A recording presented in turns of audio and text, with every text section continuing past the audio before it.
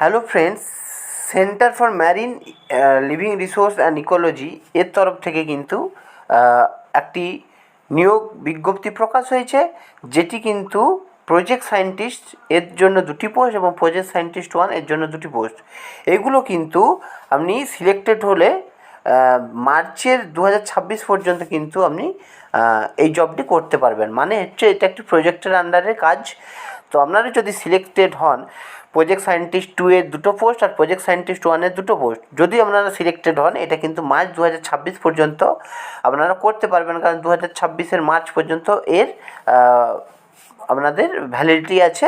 এবং এই বিজ্ঞপ্তিটি, পুরো বিজ্ঞপ্তিটি কিন্তু আপনারা পেয়ে যাবেন www.cmire.gov.in এই যে ওয়েবসাইটটা আছে, এই ওয়েবসাইটে গিয়ে কিন্তু আপনারা পুরো ভিডিওটি, পুরো নোটিফিকেশানটি ভালোভাবে পড়তে পারবেন এবং কীভাবে অ্যাপ্লাই করতে হবে পুরো ব্যাপারটি পড়ে নিতে পারবেন।